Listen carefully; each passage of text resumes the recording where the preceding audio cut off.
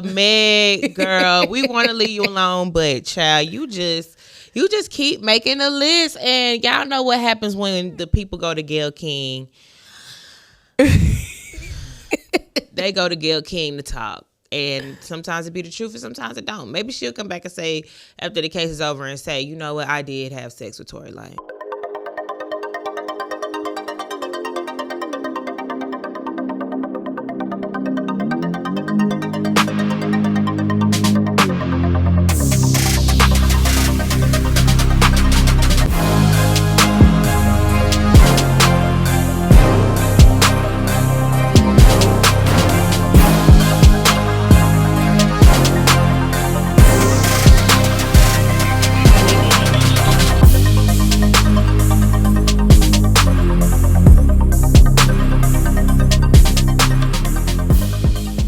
What's up, everybody? Welcome to episode 89 of Nightmare Radio. It's your girl, Ishti Sek. And I'm Brittany Kristen. Welcome to Nightmare Radio. Yes, you could have been at any other podcast, but you chose this one, and we're glad that you're here.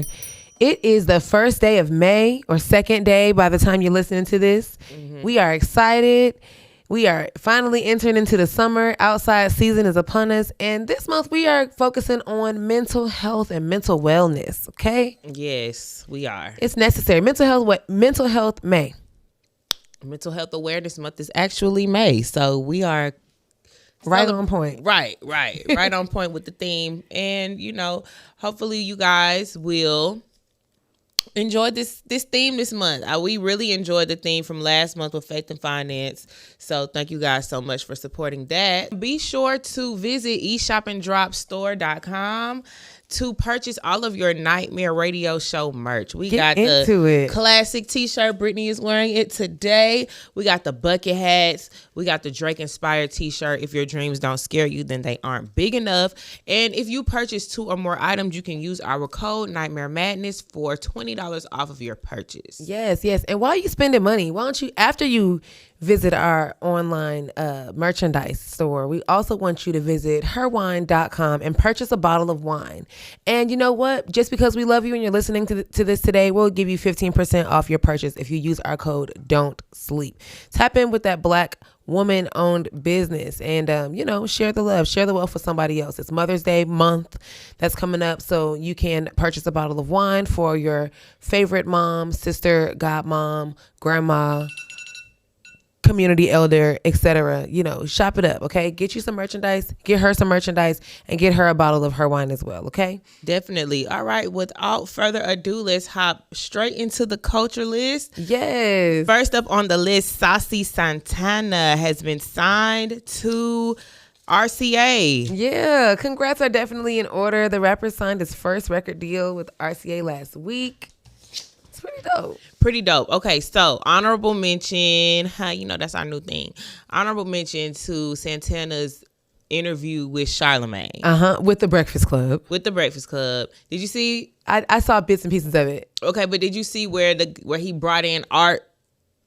So Charlamagne brought in Art and was like, Art enjoys you twerking on Instagram. Who was Art? He's an intern that works at okay. at their studio. Okay. And he was a straight male, and Santana was trying to figure out, like, is he gay? Is he straight? Like, why are you trying to say he enjoys me twerking on Instagram? But I guess the point that Charlamagne was trying to make and that Santana is basically saying and that the world sees is that everybody loves Santana. Yeah. You could be gay, you could be straight, you could be polka dot. It don't matter. Like he's he said, entertaining. Like, he's very entertaining. A hit is a hit. Yes. He's had many hits. Yes. And I think that's amazing. And this record deal is so monumental because of the lack of major label backing for gay male rappers in the industry. Right. And Santana stated that RCA was his number one choice because they are like 100% supportive of him, his involvement in his own musical artistry and his creative process and his vision. So good things to come. Lotto was with RCA. Yeah, Doja Cat is with RCA. And he just got off the tour with Lotto. So yeah, so good things, good music, good twerking coming soon by way of Mr. Saucy Santana. Yes. For the girls. Yeah, up next. My favorite. Is she your favorite? Well, she's one of my favorites. I've loved Amanda Seales for a very long time, but she's My Brother and Me. You know it. Okay. She's returning back to the on-air lifestyle. She joined SiriusXM's Laugh Out Loud's channel Okay, Kevin actually, Hart's channel. Yeah. You know I'm familiar with Sirius. Hey y'all. Hey y'all over there at Sirius. Hey. Right. Shout out to y'all. We y'all know what's up. Names. Right. Hey Sirius. Hey. But yeah, we're celebrating the launch of her new morning show. It's called Smart, Funny, and Black Radio. It's based off of her live comedy series that she started in the late 2010s. This marks her return. This marks her return to Sirius XM Radio because she had a show that ran from 2003 to 2007. I want to say it was called Breakfast at the Divas on the Hip Hop Nation. Okay, yeah, because we trying to, hey, Hip Hop Nation, Swaggy C, Torre, hey, y'all. Yeah. Hey. I mean, and Amanda Seales is like she's a hit or miss for a lot of people because she was really, really, she's very vocal and people can't take it. People can't take it, but she 100% is 10 toes down for the culture. That's always been, her MO. She always stands up for what she believes in and she don't back down. And I love that. And in this industry, you really got to have some strong morals. For sure. So the show, and she showed them when she left the Real. Yeah. Oh, I stand in solidarity. Well, she's bringing up 2 other people with her. Taj Ronnie and Jeremiah Like the Bible are her co-hosts. And the show will feature celebrity interviews, culture commentary, like we just said, and some funny conversations. Honestly, it sounds like Nightmare Radio Show should be on Sirius XM. I think that we would be a great fit after Amanda Seales' show. I'm just saying for those but they on LOL. We trying to be on Hip Hop Nation. I'll even take Eminem's channel, Shade 94, Shade 45. Come on. Or The Heat. The Heat. I want to be on Kirk Franklin's station. You could do that. I cuss too much for Kirk Franklin's station, but then again, Kirk Franklin cuss too, so it might work. We'll see. We should see. We'll see. We're going to be in touch. We will be in touch. We'll be in touch. Don't worry about it. Okay, moving on. We've reported on this since we've heard about it. So it's finally coming to, I know these people. Anyway. The nerve.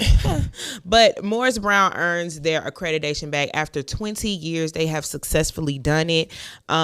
They have done it. Yeah. I don't know what Brittany got on here, but they've done it. So how many people are enrolled right now? 50, less than 50 students are currently enrolled, but the full accreditation, with their full accreditation, they're expecting that the number will reach up to 300 students over the next 3 to 5 years.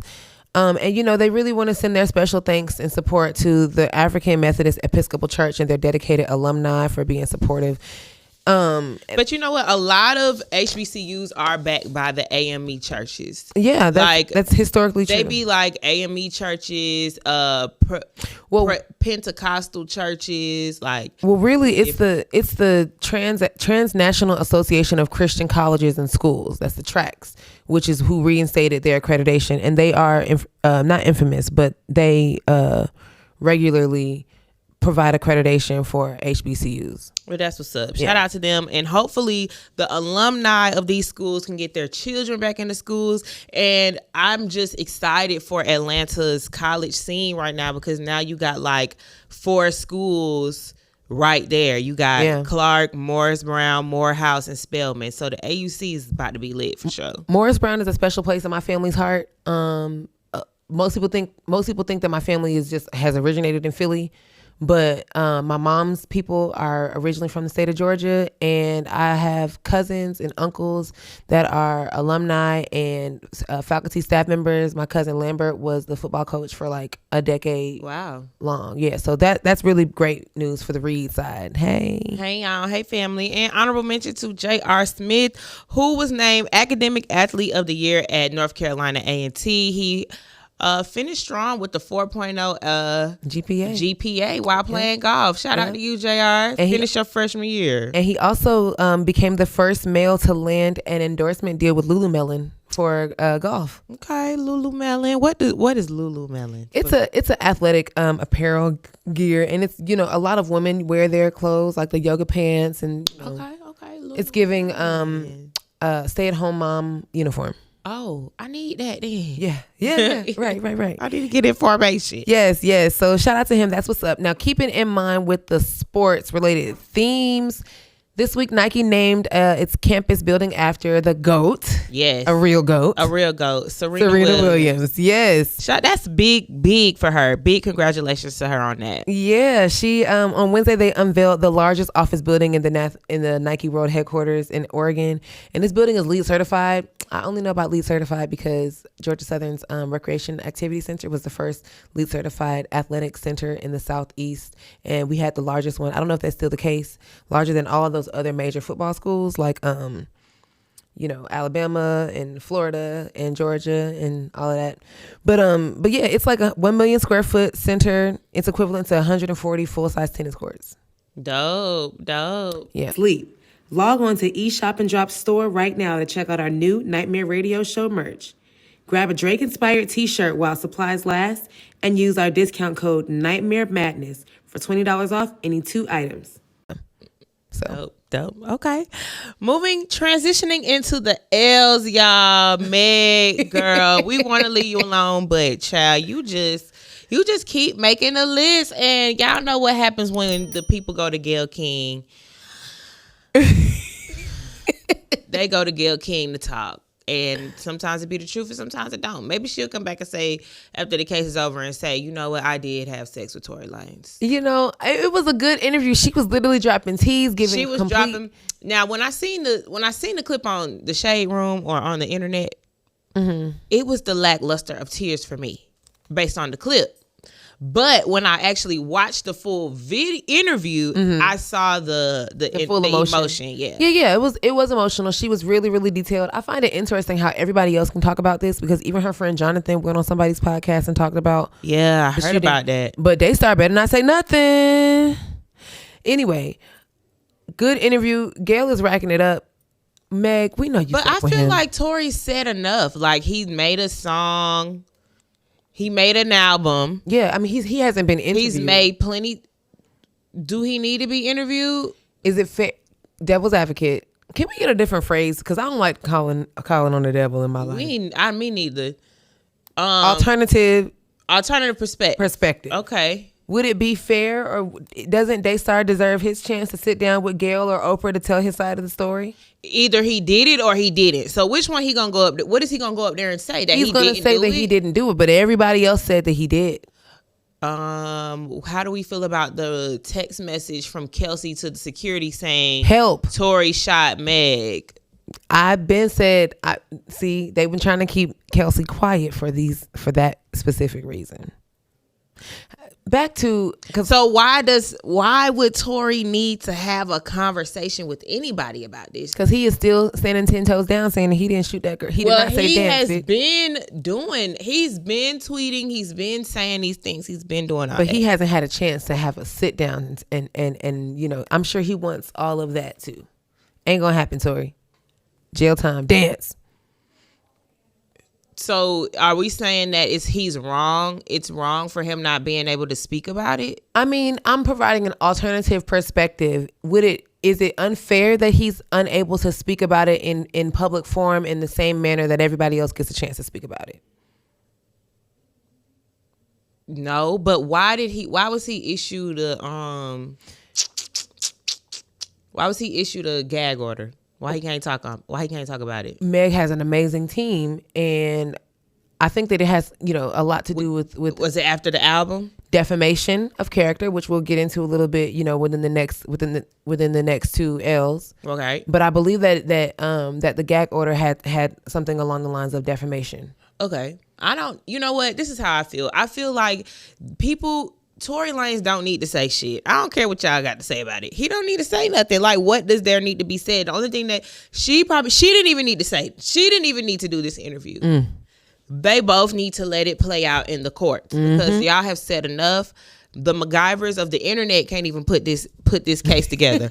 So we have to put this in the hands of the law. Okay? That's number one. Number two, how do we feel about victim shaming? Because there's a lot of victim shaming going on with Meg saying, that to your point, like Tory's not able to say something. Why does she get a chance to say something? Right. So are we going to continue to allow the victim shaming to Meg as well? Because they said she still has the bullet fragments in her feet. And And she's been body yaddy dancing and all this other stuff with bullet fragments in her feet.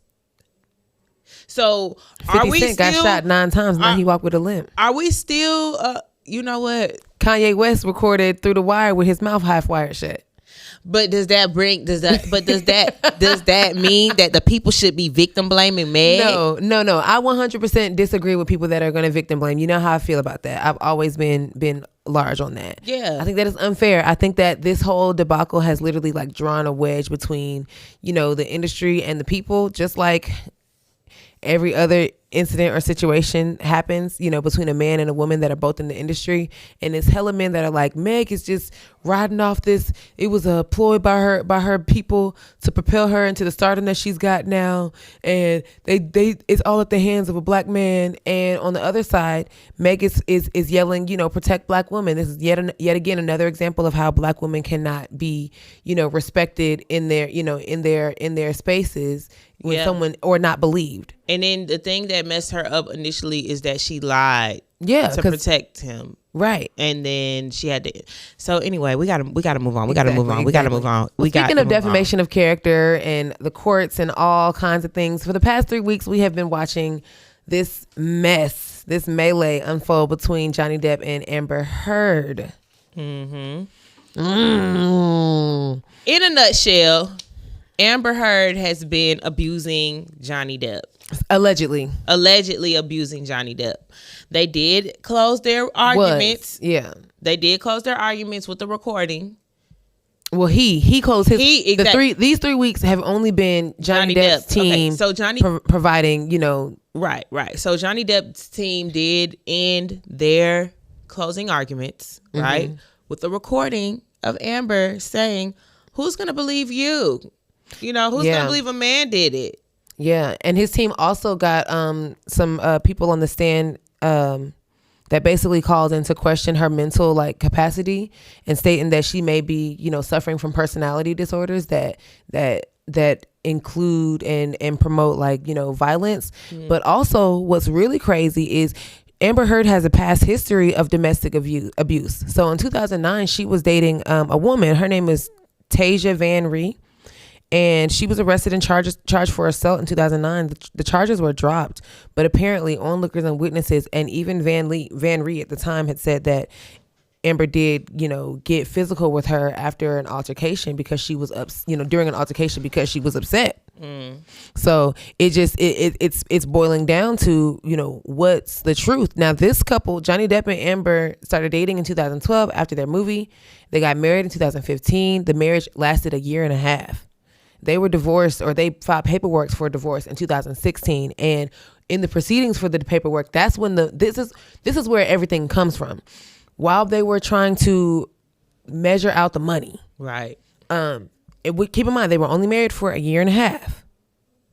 That's telling. While they were measuring out the money, it was said that Amber had put the initial story out about, or the claims out about, Johnny Depp being abusive to her, so that the courts would err in her favor.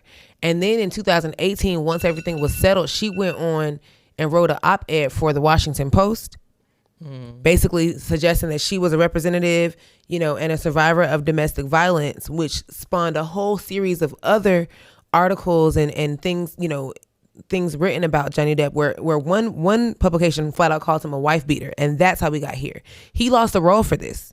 I think it was, I wrote it, Fantastic Beasts 3 in 2018. He was forced to resign from his role. And so this is what prompted him to go so hard in defending his character with the defamation case to begin with. Good. So it just goes to show, women are not always the victim. No, men can be victims as well. But we shall see, because what possibly could Amber and her team present in the next 2 to 3 weeks on her side, that says, that's all some malarkey and he was whooping my ass and I was resorting and responding in self-defense. We shall see. Child, it's ghetto, honey. It is. Moving on to the last L, as you guys know, Elon Musk has purchased Twitter this week for $44 billion. Wow. $44 billion. You got to be in the bank. Right. You got to be some sorts of rich. This man is South African. Him? Yeah. Did you know that? Oh, that's why they said that Elon Musk was. That's why that man said that. What did he say? Vernon Jones. What did Vernon Jones say? That he was his favorite African American.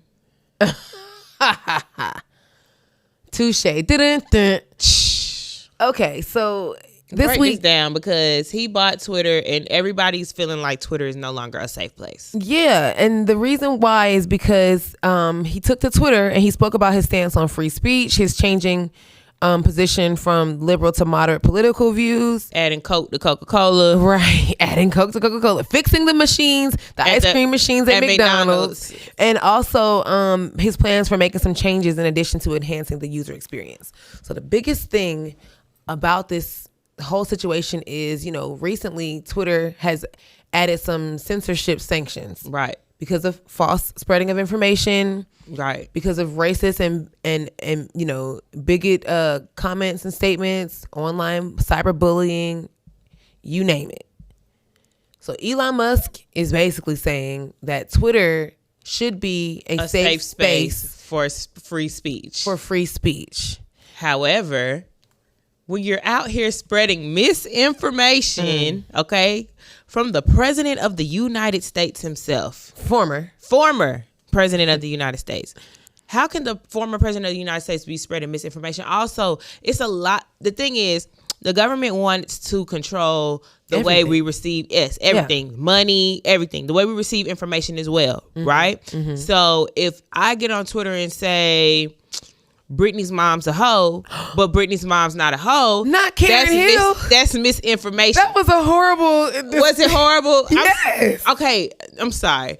If I go on Twitter and say that the DeKalb County superintendent has been fired for stealing money, but that's not true, then they're just trying to control the way we receive. This girl tried to say Britney's mama was a hoe. I wasn't saying that for real. I was just trying to I'm sorry, Miss Karen. Dang. I was just trying to say that people can get on the internet and say whatever they want to say. Yeah. And people will see it and think that it's true. Yes. If I get on the internet and say that Britney has had multiple sex partners and oh my gosh, she has contracted you are going in. No, never. Then that would not be true. But if someone was to see that, they would receive it as truth. And think about how even though you're not a big celebrity yet, but when you do become a big celebrity, those are the things that happen to those people. You see what I'm saying? Yeah, and then, you're right. But it's messy. It murkies the water. The only thing that I've noticed, and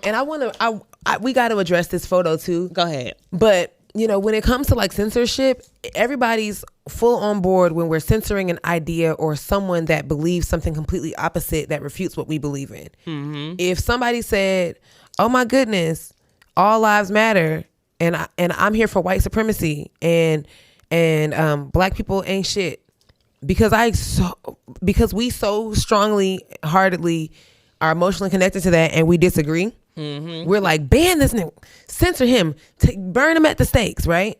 Because he says something that is completely refuting what we believe in. So we're all for censorship in that sense. But when we get up and say Black Lives Matter, and I'm a proud, black woman, and I believe in what I believe in, and someone tries to censor me for showing like pride in my race and my culture and my heritage, right? Someone censors me for attempting to show race, to show pride, in who I am. Then it's a problem, because why would you censor me? Why are you coming for what I've said? You know what I'm saying? So it's really like it's a 50-50. It's a catch-22. Everybody wanted to people on one side of the aisle wanted to censor Donald Trump because we didn't agree with what he was saying. But Donald Trump has a whole crew and slew of supporters that thought that he was spitting facts straight from the Bible. But that's the problem, because Donald Trump was spreading misinformation. But if he was saying, especially with COVID, mm-hmm. especially with the election, mm-hmm. He can't do that shit. But if freedom of speech says no, it's not. It's a difference between freedom of speech. Freedom of speech means that if I feel some type of way about black people, then as a white person, I should be able to say that. If I feel like you and and I'm just being alternative perspective. If a white person wants to say that black people are muddy in the waters or however they feel about black people, they can go to Twitter and do that. Yes. If you are saying that you won the election by many, many, many votes and that they need you and that you demand a recount, that's spreading false information. So there's a difference between spreading false information and being able to have free speech. Free speech is not spreading false information. So the definition of freedom of speech is the right to express any opinions without censorship or restraint.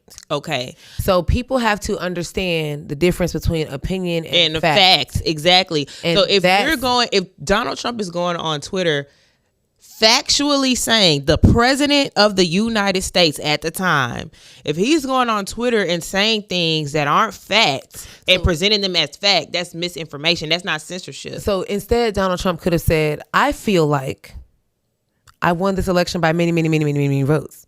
And he would have been safe. Because he would have said how he felt. Right. And so it's a real tricky, situation here. But people are up in arms about what Elon Musk actually means about it, because he hasn't done much specification. But then he went and posted this comic, and I think this is so I'm so happy that he posted this, because people really got to see things for what it is.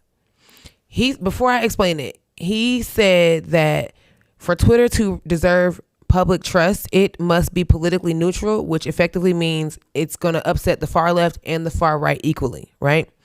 So, and I agree with this. I feel like I want to stand up and stand at the board like I'm a teacher or something.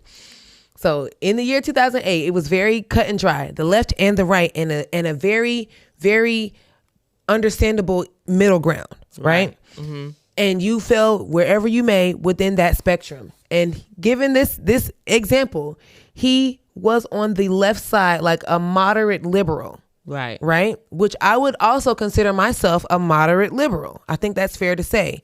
But since 2008, literally the world has been in a clusterfuck. Stuff has been coming at us left and right. And it's crazy. And it seems like as the years pass, being a liberal and that stopping point spreads further and further out from the original center point.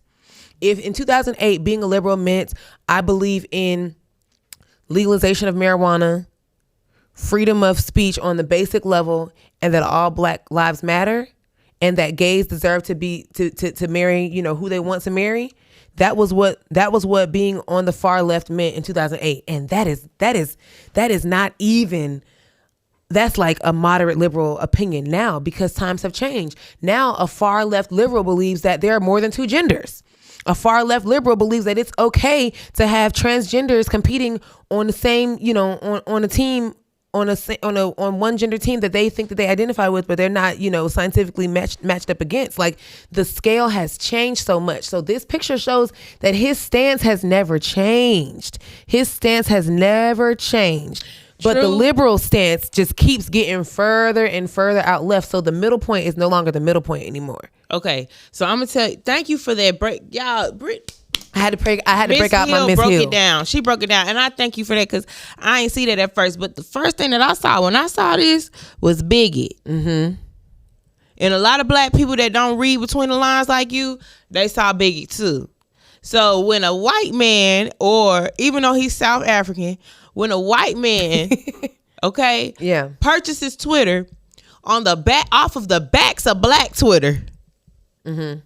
and then you go and post this bigot, but it makes it seem like you're not. I don't know. It just makes it seem a little bit racist. But do you know what the word bigot means? What bigotry means? I looked it up. What is it? Okay, it is the obstinate or unreasonable attachment to a belief, opinion, or faction that can result in a prejudice against a person or people on the basis of their membership of a particular group. So this is, what is it called? A political cartoon, right? Okay. So this political cartoon is suggesting that liberals have now changed themselves to be called woke progressives. And that's what they want to call them. White people have called us. Well. That's what white people have. That's what the right has now called. Oh yeah, you're saying the right, not the left. White. No, I am saying white because that's what they be saying on Fox News. But the thing about it is the woke progressive people are the white folks that's trying to tell us that it's more than two genders. And what they're saying is anybody that disagrees, I'm speaking as if I'm a far left woke progressive. They're saying that anybody that disagrees with, some of those things that I just said that characterize as far left, left agenda people, if you disagree with me, then you are a bigot. So this is calling, I'm zooming in. I ain't trying to zoom in. So this photo, the far left is calling everybody on the other side a bigot. They're not saying that the left people are bigots. They're saying that the conservatives and people that do not believe what they believe in are bigots. Which goes back to your point of the free speech. But I get it. But at the same time, it just seems a little racist. I mean, if you break it down like this, me is me. If this is where we are in 2021, as far as fluidity stands, I don't see it I don't see it. I'm saying that's you too. See it. Yeah, it is. I just gotta be real. I just don't see it. Like, I respect transgenders. I have trans friends and everything like that, and that's their decision. That's their choice. That's their choice. But forcing that on children, I don't see it. And so given those that stance, in 2008, you still would have been considered, a liberal-minded individual. But today, because these people that went so far to the left coast, we would be considered conservative. That would be a conservative thought. I mean, hey. And that's fine. So, but how does this help Twitter? So basically, what he was saying was, in order for Twitter to gain the respect that it needs, it's going to have to offend both sides of the party, and without penalty. Without penalty. Okay. Now we'll see. Hopefully they start reactivating a lot of people's suspended pages. Because my homeboy Jay Work got about 10 pages on Twitter. Let him out of Twitter jail. And all the other people in Twitter jail, because y'all be saying some crazy stuff out there and they snatch your page away. It's pretty crazy. Anyway, y'all keep it locked right here. Y'all know what time it is right now. Nightmare Radio Show is about to get into these dope independent artists and Dave P's bomb mix. And if you're an artist and you're listening and you're trying to figure out how you can get your music on this show, what you need to do right now is hit the link in our bio and submit your music. If your music is selected, you will be notified and we'll be jamming to your music next week, okay? Don't sleep. We'll be right back. Did you want to do the up next?